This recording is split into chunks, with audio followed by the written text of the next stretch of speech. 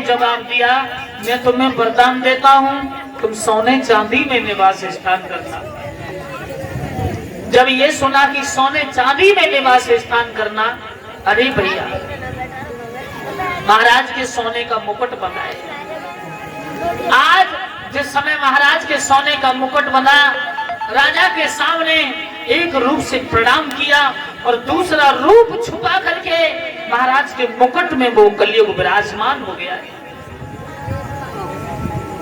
आप सोच रहे होंगे, भगवान ने गीता में कहा है अस्ति धातु कांचनम, धातुओं में सोना मैं हूं, वृक्षों में पीपल हूं, पशुओं में कामधेनु गाय, वेदों में धन्वंतर।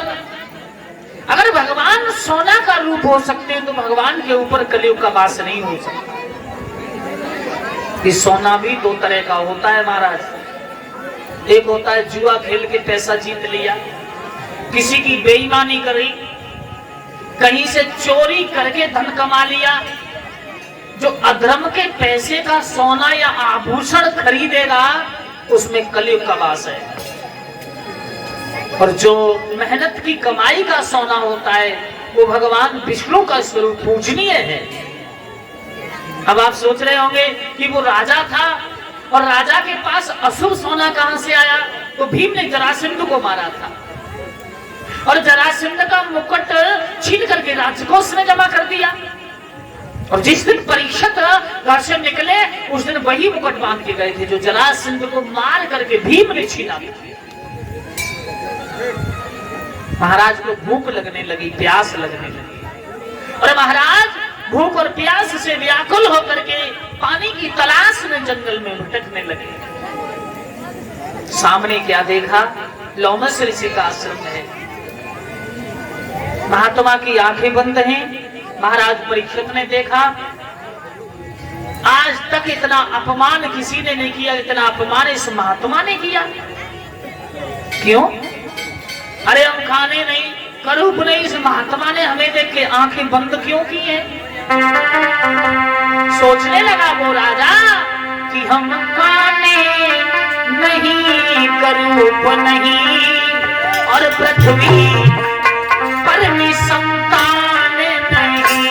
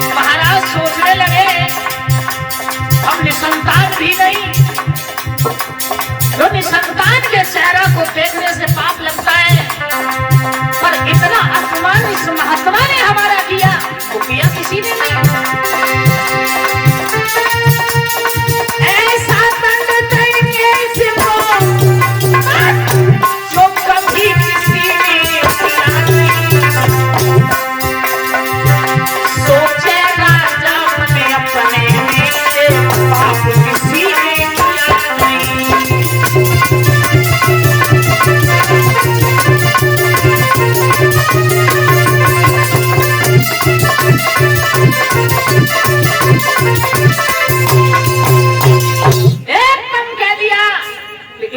बड़ा अपमान हमारा किसी ने नहीं किया, इतना बड़ा अपमान इस महात्मा ने हमारा किया।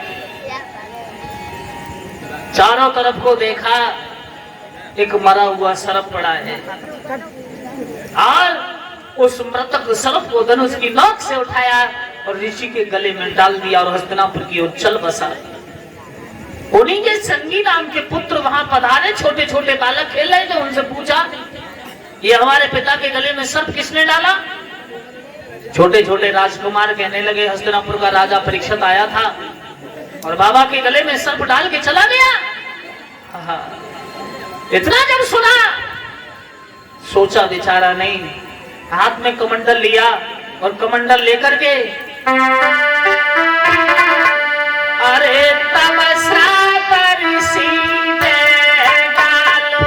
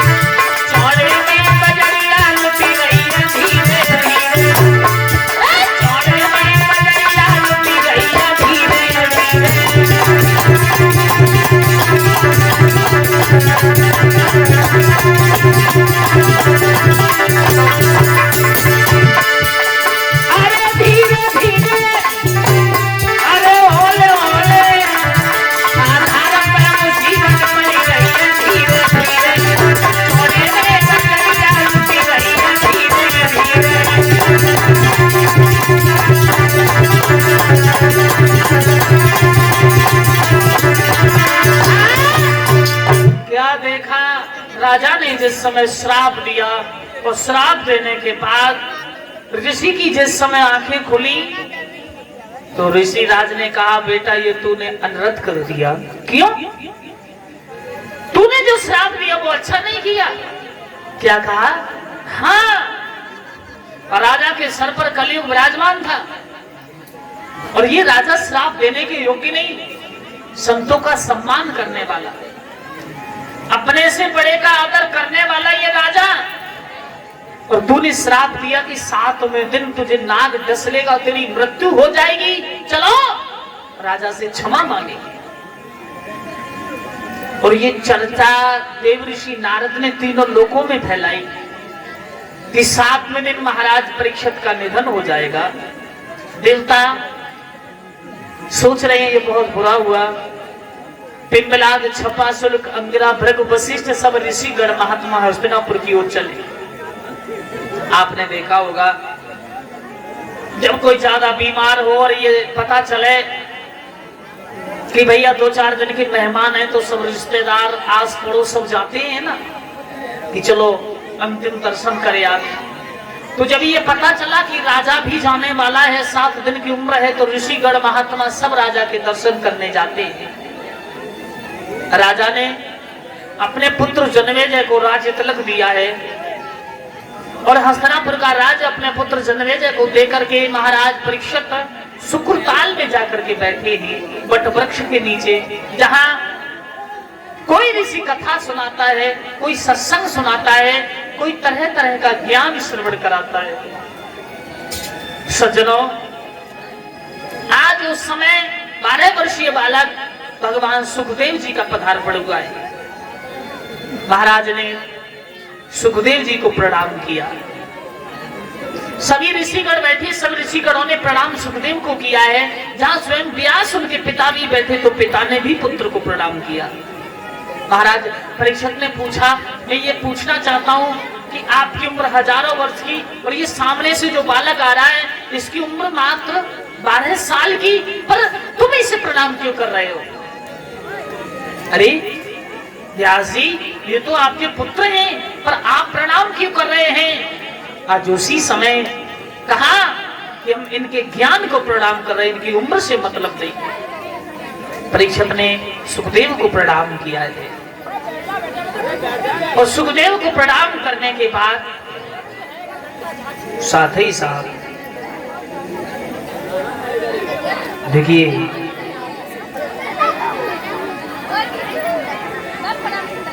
सभी